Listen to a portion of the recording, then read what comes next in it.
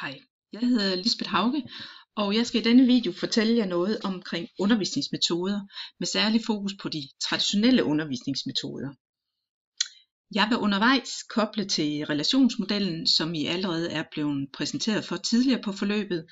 Jeg vil forklare lidt dybere, hvad en undervisningsmetode er, og så vil jeg beskrive 6 traditionelle undervisningsmetoder, som jeg har udvalgt, som I sikkert kender til i forvejen, enten som deltager i en undervisning eller selv som underviser. De 6 udvalgte metoder skal vi arbejde videre med i morgen. Før du ser videoen videre, skal du lige stoppe den og overveje de 2 spørgsmål, som står skrevet her. Hvilke undervisningsmetoder har du selv erfaringer med, enten som underviser eller som elev eller deltager? Og hvilken metode havde så faktisk den største betydning for din læring eller din deltagers læring? Inden jeg beskriver lidt mere præcist, hvad en metode er, så kobler jeg lige til relationsmodellen, den didaktiske planlægningsmodel. Og vi er i denne model i læreproceskategorien. Altså, når man vælger metode, så er det under kategorien læreprocesser. Altså undervisningens hvordan. Når vi vælger metode, er det vigtigt, at vi har læringsmålene for øje, så vi vælger den metode, som faktisk understøtter læringsmålene, og det er både vidensmålene, færdighedsmålene og kompetencemålene. Jeg vil nu introducere jer for læringspyramiden, som fortæller noget om, hvordan deltagerne lærer mest muligt, altså hvordan de husker bedst muligt den viden, de er blevet præsenteret for. Læringspyramiden kan som underviser være med til, at du kvalificeret og begrundet kan vælge den rette metode, og at du sikrer variation i din undervisning. Den øverste kategori hedder forelæsning, og den kender vi jo alle sammen godt, der hvor underviseren formidler stoffet, og deltagerne ikke har nogen indsigt i at være med til at deltage i undervisningen. Den næste niveau, det er der, hvor deltageren læser noget, der husker deltageren lidt mere af det præsenterede stof. Hvis man så går ind i den tredje kategori, audiovisualisering, det er altså når man hører det eller ser det, så bliver læringsdybden lidt højere igen, 20%. Hvis man får demonstreret tingene, altså vist tingene, hvordan de skal gøres, eller hvordan det udarbejdes, så er man oppe på 30% i forhold til at kunne huske det, man får vist. Hvis man så sætter sig i en gruppe og snakker omkring de her ting, så er man helt oppe på 50% i, hvor meget man kan huske. Går man ned i den, der hedder handling og praksis, der hvor man faktisk skal gøre noget selv, enten gennemføre en øvelse eller lave noget konkret, så er man helt oppe på at huske 75% af det lærte. Og den, der giver absolut topscore, det er der, hvor man skal undervise andre. Det vil sige, det stof, man har fået gennemgået, skal man videreformidle til andre, undervise andre i det. Og der er man helt oppe på 90% af husket viden. Når jeg længere hen i videoen beskriver de 6 udvalgte metoder, vil jeg koble på læringspyramiden og forklare, hvorhen metoden egentlig hører til i læringspyramiden. Jeg vil nu prøve at forklare lidt mere omkring, hvad en metode er. Altså prøve at få en fælles forståelse og opfattelse af, hvad en metode vil sige. Hvis man går ind i den danske ordbog, står der, at det er en metode, som er systematisk og fastlagt fremgangsmåde, som anvendes, når et arbejde skal udføres eller et problem løses. Så der er en systematik og en fast struktur i forhold til en metode. Men hvis vi skal oversætte det til vores verden, undervisningsverden, så kan man sige, at det er en måde, hvorpå undervisningen tilrettelægges og organiseres. Men det er jo ikke ligegyldigt, hvilke metoder vi vælger som undervisere, og hvordan kan vi kvalificere vores valg.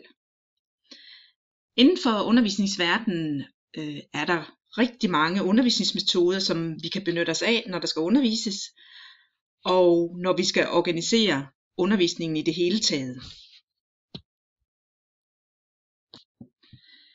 Der er rigtig mange udtryk eller betegnelser for metoder, og det kunne for eksempel være tiltag, som det hedder i smittemodellen, læreprocessen, som det hedder i relationsmodellen. Nogle bruger ordet handlinger, nogle bruger ordet øvelser, mange siger også bare metoder, nogle siger processer, undervisningsform, arbejdsform eller dialogdesign. Det kan være nogle af de ord, du støder på. Fremadrettet vil jeg bruge betegnelsen metoder. Og det er jo selvfølgelig underviserens ansvar at vælge den rette metode, som reelt fremmer læringen for deltageren. Det vil sige, det er underviserens ansvar at vælge metode og sikre den rette proces. I forhold til de traditionelle metoder, så kan man inddele dem i 6 hovedgrupper. Og dem vil jeg lige forklare jer nu. Der er de instruerende, det er der, hvor man demonstrerer eller instruerer, og det er nok noget, I kender meget til i jeres verden. Dermed viser man noget, som deltagerne selv kan arbejde med bagefter. Så er der de meddelende traditionelle undervisningsmetoder. Det er der, hvor forelæsningen hører med. Det er der, hvor typisk PowerPoint-oplæg ligger, hvor der er video, for eksempel. Så er der de spørgende undervisningsmetoder.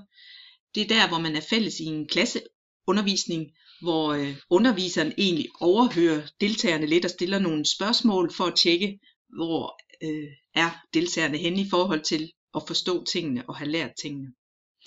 Så er der dialogen. Det er der, hvor man diskuterer, hvor man brainstormer, hvor man taler sammen. Og man kan for eksempel lave det, der hedder en walk and talk, altså gå en tur og snakke sammen 2 og 2. Og det kan selvfølgelig være både i større eller mindre grupper. Så er der de bearbejdende undervisningsmetoder. Det kan for eksempel være en case, det har I jo prøvet her på forløbet. Det kan være gruppearbejde, ligesom I har i jeres studiegrupper. Det kan være øvelser, rollespil osv.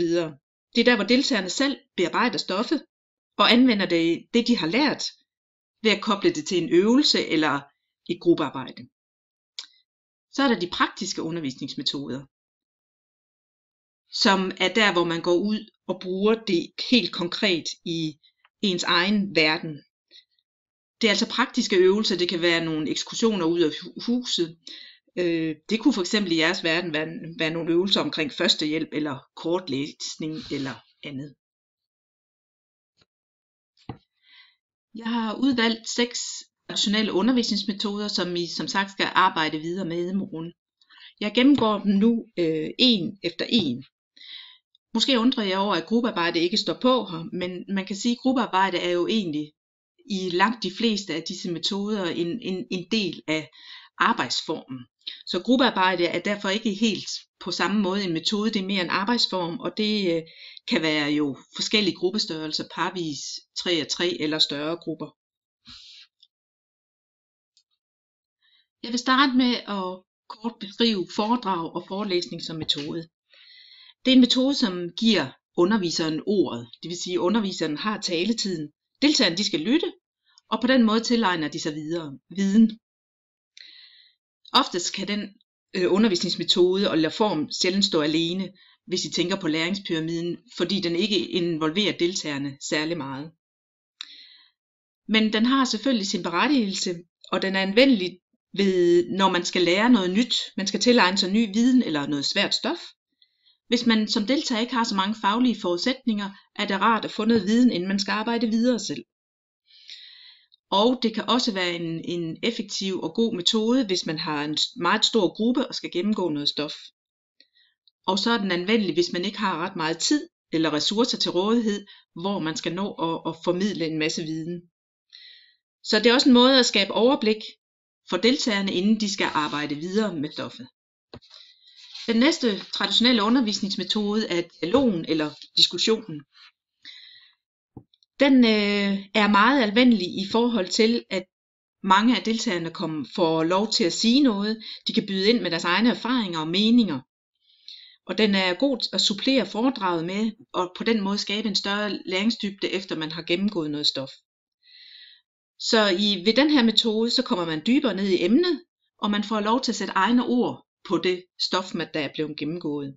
Så det giver mulighed for refleksion og samtale, og for at dele holdninger med hinanden. Den næste metode er det, som man kalder spørgsmålsopgaver.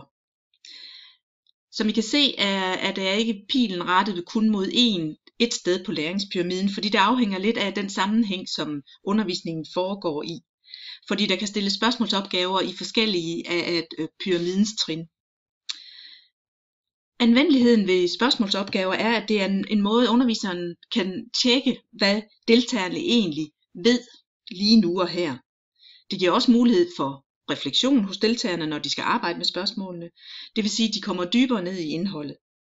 Og det kan også skabe nogle erkendelser undervejs, når man får arbejdet med nogle spørgsmål og åbne op for nogle nye veje at tænke på. Og det er selvfølgelig også underviserens måde at tjekke på og undersøge, om undervisningen har det rette niveau, og om alle i det hele taget er med. Den næste undervisningsmetode er det, som vi kalder rollespil eller situationsspil. I kender det nok alle sammen, det at man skal øve en ting i en praksissituation. Anvendeligheden af rollespil i undervisningen, det er, at man kan træne det lærte stof ind i en konkret virkelighedstro situation. Altså man kan få mulighed for at koble det til praksis, og især til egen praksis. Underviseren kan samtidig tjekke, om deltageren faktisk kan bruge det lærte ind i en praksissituation, altså i en virkelig situation. Det er også en måde, at man kan finde løsninger på konkrete problemstillinger, som man bearbejder i rollespillet. Og det skaber også refleksioner og erkendelser af, hvad er det faktisk, vi godt kan, og hvad er det, vi skal udvikle os i forhold til den her situation. Den næste undervisningsmetode er cases. Cases er en beskrivelse af en praktisk situation, som indeholder et problem eller en udfordring. Og casen har den force, at den bringer teorien ind i en situation, som er virkelighedsnær, som kommer fra praksis. I har også prøvet det her på forløbet allerede. Det gode ved at anvende case i undervisningen er, at teorien netop bliver bragt ind i situationer, som har rod i virkeligheden. Deltagerne får mulighed for at diskutere og finde løsninger på de problemer eller udfordringer, som casen belyser. Og underviseren kan også tjekke, om deltagerne kan overføre det lærte til virkelige situationer i praksis. Og det skaber selvfølgelig også refleksioner og erkendelser af, hvad er vi i stand til at løse selv, og ved vi nok om, at der er noget, vi skal vide noget mere om, og vi skal udvikle i forhold til denne her case. Den sidste metode, som jeg vil præsentere jer for, er konkurrencen. Det er oftest en lidt overset metode, men konkurrence har den funktion, at den kan bringe en rigtig masse energi med sig. Der er utrolig mange deltagere, som godt kan lide konkurrencemomentet. Enten det, at man konkurrerer mod sig selv, altså kan jeg blive bedre fra sidste gang, eller man kan konkurrere med en anden, hvem er også bedst, og hvem kan gøre det hurtigst for eksempel. Hvor i læringsmetoden kan I igen se her, metoden hører til. Det afhænger igen af sammenhængen, fordi man kan også putte konkurrencen ind på forskellige stadier i læringspyramiden.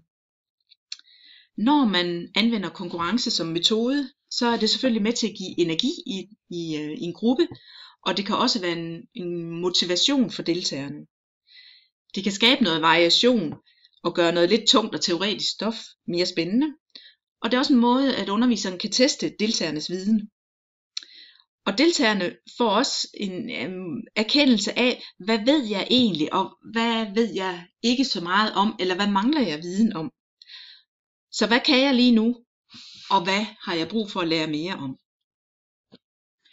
Før du slukker for den her video, så skal du lige overveje følgende spørgsmål. Du skal repetere, hvilke 6 traditionelle undervisningsmetoder blev gennemgået her. Og hvilken undervisningsmetode kunne du så særligt godt tænke dig at vide mere om? For i morgen skal vi arbejde videre i grupper med de her 6 traditionelle undervisningsmetoder. Vi skal undersøge nærmere, hvad metoden kan bruges til, hvilken krav metoden stiller til deltagerne og til underviseren, og hvordan du tænker, at undervisningsmetoden kan bruges ind i den praksis, du reelt har som underviser.